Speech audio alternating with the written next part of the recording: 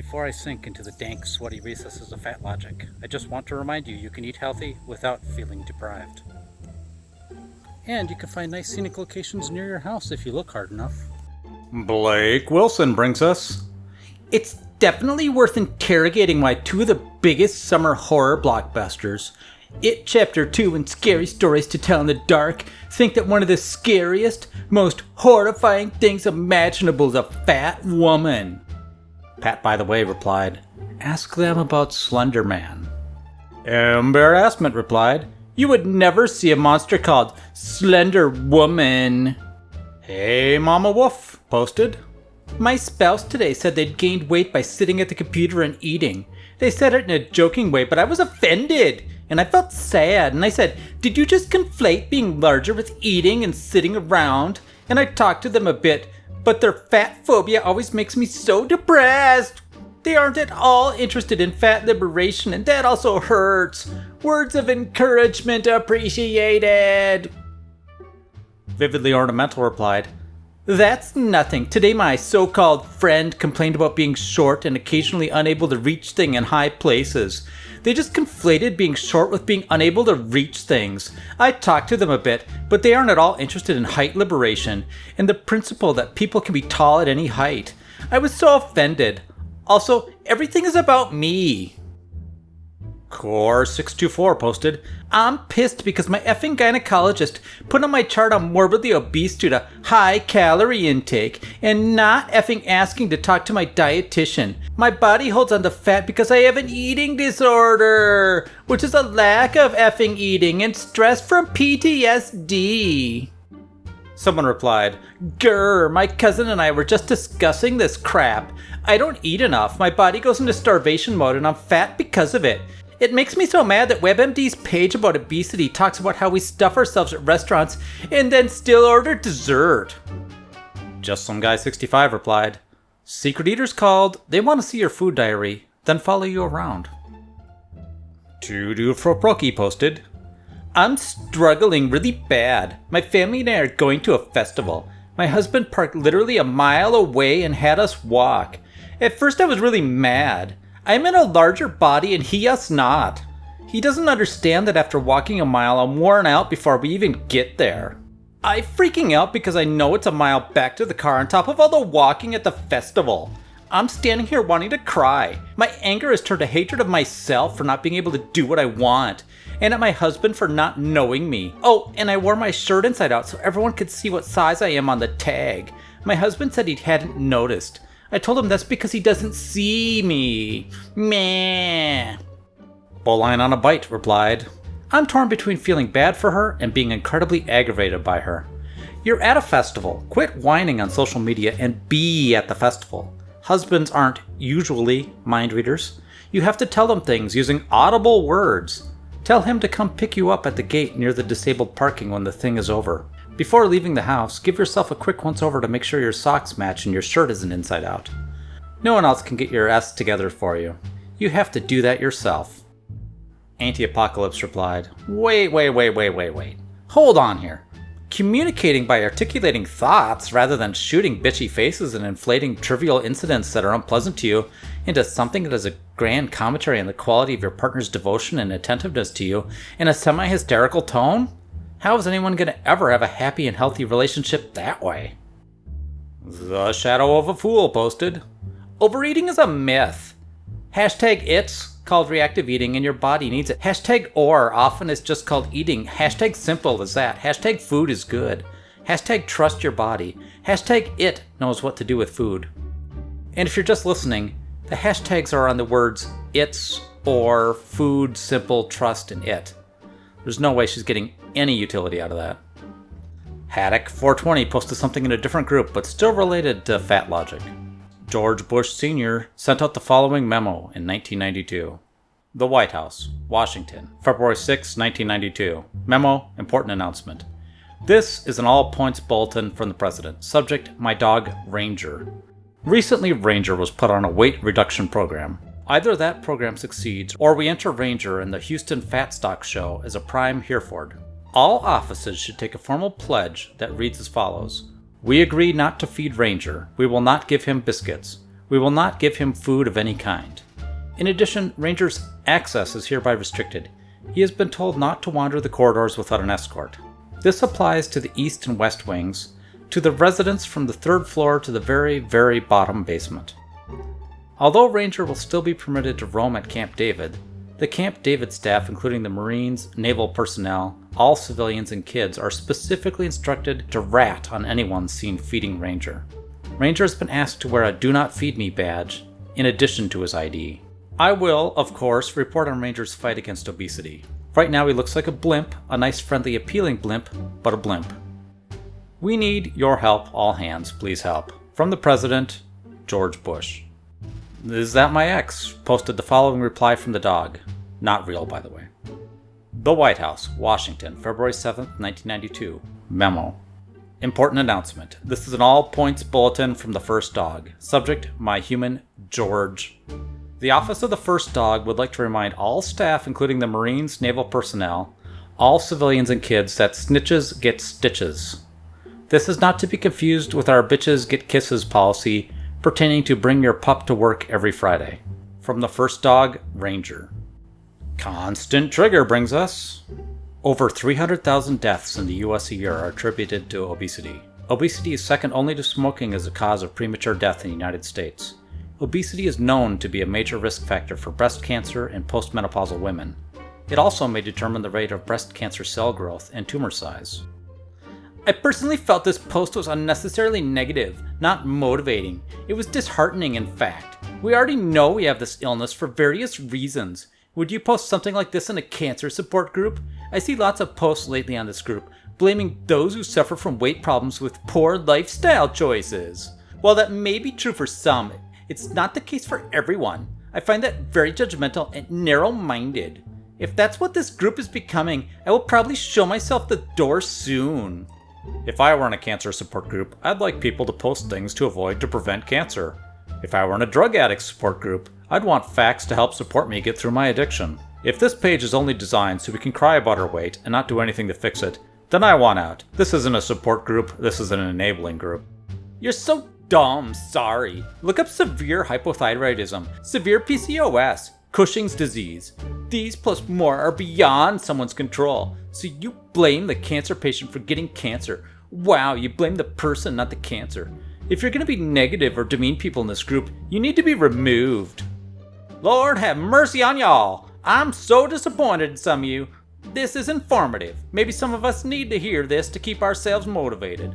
Look, I sympathize with obese people as I am one myself, but I'm not going to sit here and sugarcoat things so you don't get offended.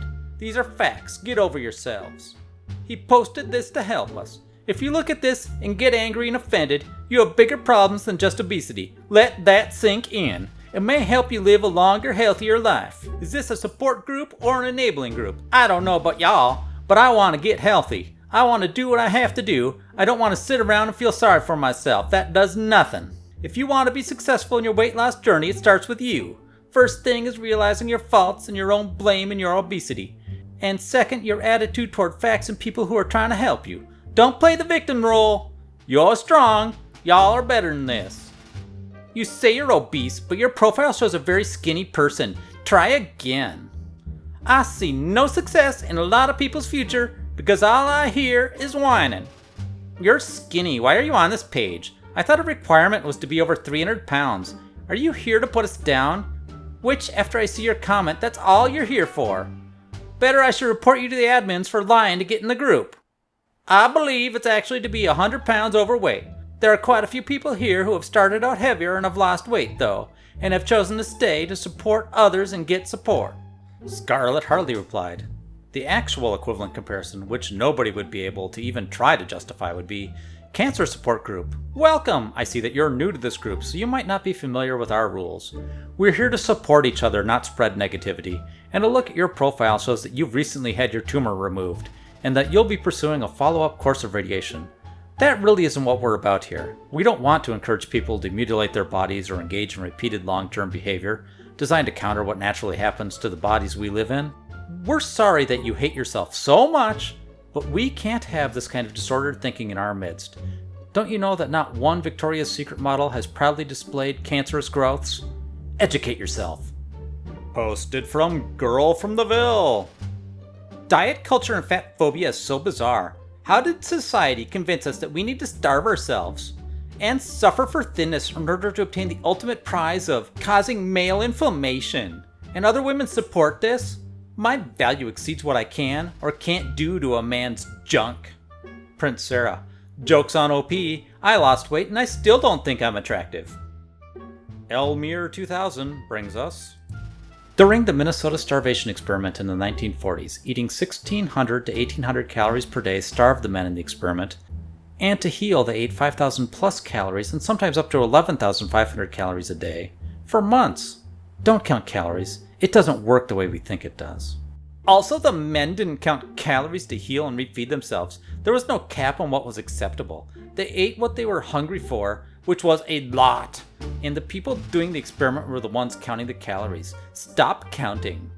Book Hermit replied, I guess they missed the part where they were young muscular men who were given gruel to eat with little protein, forced to march everywhere until physical exhaustion to simulate POW conditions, and they lost a ton of weight.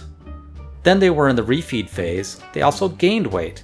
Seems like calories in versus calories out is fairly straightforward and invariably supported by the Minnesota experiment. Sin is Lotion brings us. I know what I've witnessed and I'm not trying to start an argument. Doctors are responsible for the shaming of obese people. The doctors started telling people who are overweight or obese to lose weight even when they couldn't. It shamed a whole group of people and still does. I believe in physics replied. Doctors tell someone to quit smoking. Lung shamers. Doctors tell drunks to quit drinking. Alcoholic shamers. Please say I do replied. This is why I started the alcoholism acceptance movement. Miradenia posted. What medical evidence do you have that suggests that long term there are no actual negative health effects of being obese? And I mean actual studies, with the labs, not an opinionated book. I thought I would answer this publicly, since I know many of you are probably dealing with this same question in your lives. This isn't a real question. It's an invitation to enter a never-ending rabbit hole of this person's own making, where they constantly change the rules of the game and move the goalposts and try to run me around in circles until I give up. It's classic derailing. I don't have time for that, and neither do you. What I suggest if you're dealing with this tactic in your own life is to give the person a few phrases they can Google. Fat Acceptance 101 is a good one. You can also suggest specific resources. Dances with Fat has an FAQ that deals with this extensively. Shakesville does a series called Fatronauts that deals with a lot of intro-level topics.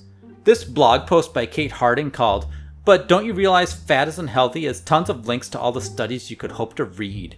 Even ones with, the labs.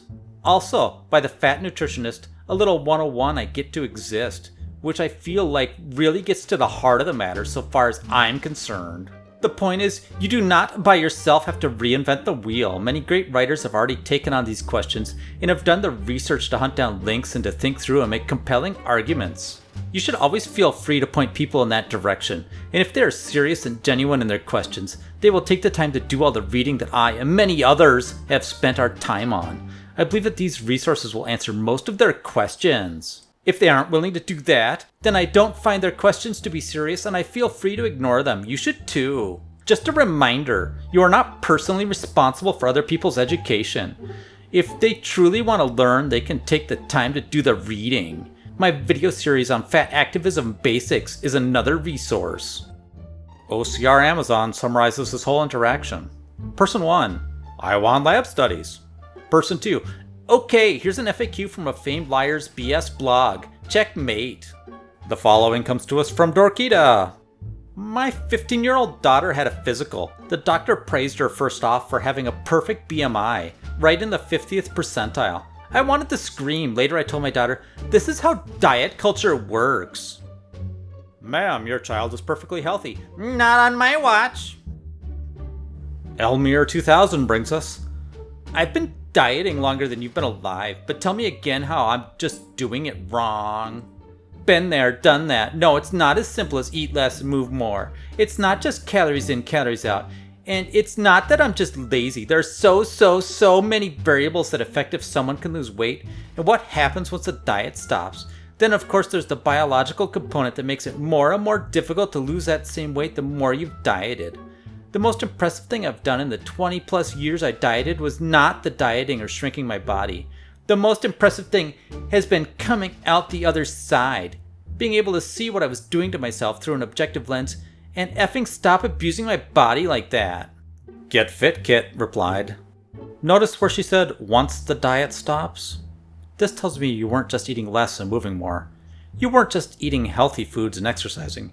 You went for quick fixes. You went for slim fast shakes and eat whatever you want, no exercise, and lose tons of fat pills. This tells me you went back to the terrible habits that got you to the point of having to lose weight in the first place. This tells me you did it wrong. BR Aspen brings us. I just don't like it when thin people wear oversized clothes as a fashion trend. That takes away clothing plus size people could be wearing. Stores have disproportionately more thin clothing in stock than plus size clothing, so when a thin person wears clothes that are 2 or 3 times their size, it's kind of like they're taking clothing options away from people who actually need that size. Never Ernest replied. Yeah, man. People who constantly consume more than they need are the worst. Ms. Beaver83 brings us this course for an advertisement on Fatlogic and learning to be a master of it. In a course that costs $124 a month. Elmir 2000 replied. You know what? I'd rather spend an hour at the gym and track calories for free. That's a better use of my time. Divided XX Sky replied, right? Essentially an annual Planet Fitness membership costs less than a monthly membership for whatever the heck this is. Sad.